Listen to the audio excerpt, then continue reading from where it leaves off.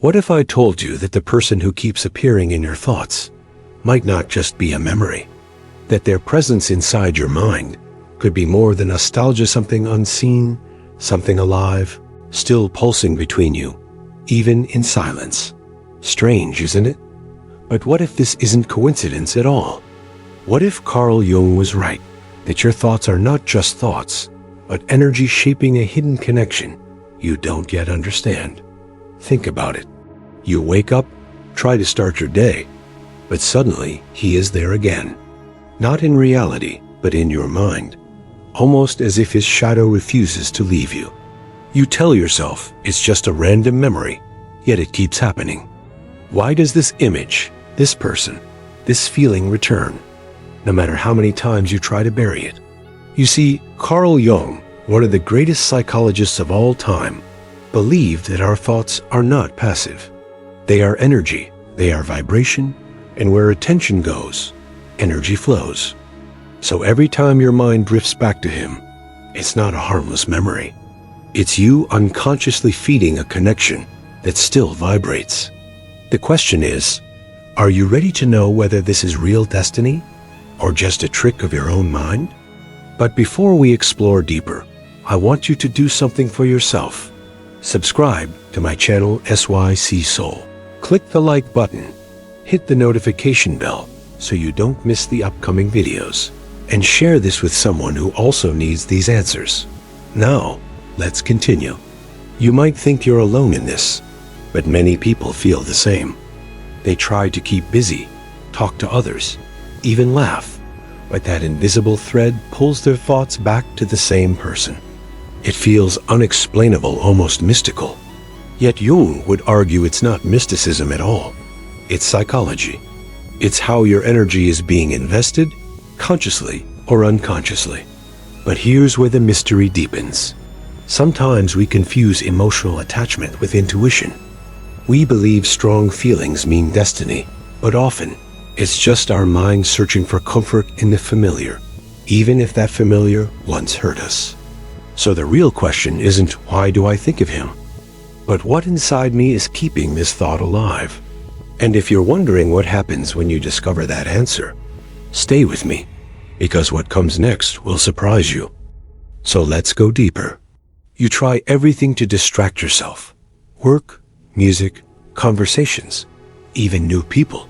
But no matter what, the thought of him returns.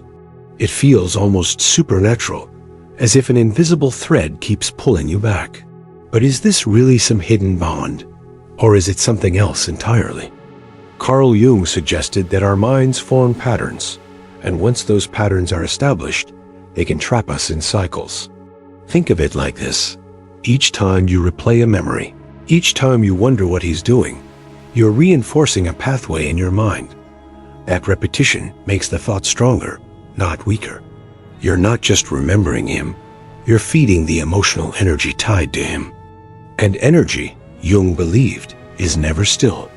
It vibrates, it attracts, it echoes. But here is the real twist.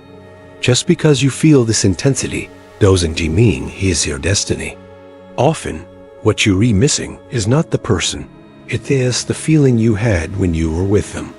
Safety, excitement, closeness. Your mind wants to recreate that experience, and so it keeps him alive inside your thoughts, like a symbol rather than a man. And here lies a dangerous confusion. Many people mistake this repetition for intuition. They say, if I can't stop thinking of him, it must mean something. But Jung would challenge that. He would ask, is this a true connection, or simply your unconscious refusing to let go of what feels familiar? Because the brain loves familiarity, even when it hurts. It prefers the pain it knows to the emptiness of the unknown. That's why some thoughts feel impossible to silence. They are not just thoughts, they are emotional loops. Loops that echo until you decide to step out of them. But here's where it gets interesting. Jung taught that the unconscious communicates with us through symbols, through images that repeat. What if this person you can't stop thinking of is not about him at all, but about something within you waiting to be acknowledged? So the real mystery is this. Are you haunted by him? or by a forgotten part of yourself that he represents? Think carefully, because the answer to that question might completely change how you see this entire experience. Think about it for a moment. What if the person living in your mind is not really him, but a mirror of your own unfinished emotions? Carl Jung believed that we often project what is unresolved within us onto other people. That means the energy you feel when you think of him might not belong to him at all. It might be your own energy, reflected back through the memory of his presence. But here's the trap. When you feel this pull, it's easy to believe it must mean he is thinking of you too. Sometimes, after all, the bond between two people doesn't end with silence. When two hearts once shared intense moments, an energy exchange happens and echoes of it can continue long after the connection has broken in the physical world. That's why you may feel a sudden wave of emotion, dream of him without reason, or even sense his presence when he's far away. But the question you need to ask is not, is he thinking of me? The question is, what do I feel when I think of him? Because here's the truth. If your thoughts of him bring peace, warmth, and clarity, maybe you are tuning into something meaningful. But if those thoughts bring distress, anxiety, or emptiness, then what you're experiencing is not connection, it's repetition. Jung explained this through the concept of emotional addiction. Every thought triggers a chemical response in the body, and over time, we become addicted to those chemicals. You may not be craving him. You may be craving the emotional chemistry that your body learned to associate with him. That's why even if he is gone, the craving remains. Your mind remembers the feeling, and your body longs for it, replaying the thoughts like a broken record. It's not destiny, it's habit. And until you recognize the difference, you'll remain caught in the loop. So here is the real turning point. What if this cycle isn't about holding on to him, but about learning what your own soul is asking from you? What if this whole experience is less about his absence and more about your awakening? You see, the mind will keep replaying the same images until you learn the lesson hidden inside them.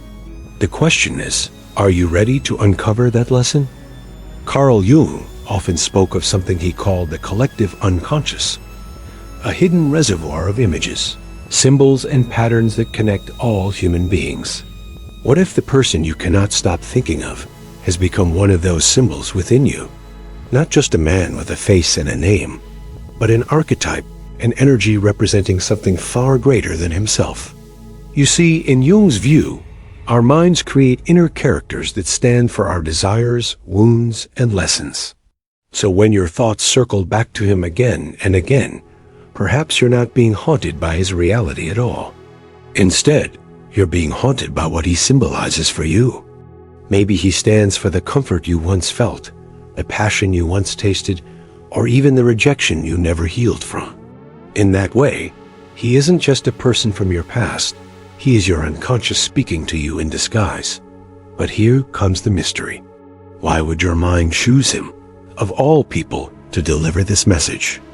Jung believed the unconscious is never random. The figures that linger in your thoughts do so with purpose. They are like messengers, carrying signals about the parts of yourself you have ignored. That's why the pull feels so strong. It's not just about him. It's about you finally being forced to listen to your inner voice. And this is where many people get caught. They assume that thinking of someone constantly is a spiritual sign of destiny. But what if destiny is not about reunion, but about realization? What if the true purpose of his presence in your thoughts is not to bring him back into your life, but to bring you back to yourself? It's unsettling to consider, isn't it? That may be all along. The intensity of this experience was never pointing outward, but inward. And yet, this idea opens a new door. If the thoughts keep coming, not to remind you of him, but to awaken you to your own hidden truths, then ignoring them will never work. The only way forward is to face them directly. So the real question is, what truth is waiting for you behind his image? Because until you discover it, your mind will keep returning to him again and again, like a whisper that refuses to fade. Have you noticed how sometimes the more you try not to think of him, the stronger the thoughts return? It's almost like trying to hold back a wave. The harder you resist, the harder it crashes. Carl Jung would say this is the unconscious demanding to be heard. The moment you push something away, it doesn't vanish. Instead, it hides in the shadows, gathering strength, until it forces its way back into your awareness. This is why certain memories replay without warning. A song, a place, even a random silence can bring him flooding back into your mind. But here's the deeper truth. Jung taught that these moments are not accidents. They are signals. They are the psyche's way of telling you something inside is unresolved and you must face it. Until you do, the cycle repeats endlessly, like a dream that won't let you wake. But here lies the real danger. If you mistake this cycle for fate, you risk staying trapped in it forever. You tell yourself, it must mean he is my destiny, or else why would I think of him constantly?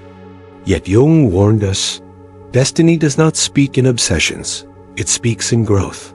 If thinking of him is keeping you stuck, then it is not destiny. It is a lesson disguised as longing. So ask yourself, what part of me feels incomplete without him? Is it love, validation, or perhaps a sense of being seen that I fear I cannot find elsewhere? Jung would say that until you answer this honestly, the thoughts will not let you go, because the unconscious is relentless. It keeps showing you the same image until you finally understand what lies beneath it. And here is the haunting possibility. What if the person you can't forget is not meant to return, but to awaken? What if his purpose in your life was never about staying, but about showing you something essential, something you would have ignored without his absence? That is the mystery. That is the weight of these thoughts. And the moment you uncover the hidden meaning behind them, the grip will begin to loosen. But until then, the question remains, what truth is waiting on the other side of this haunting?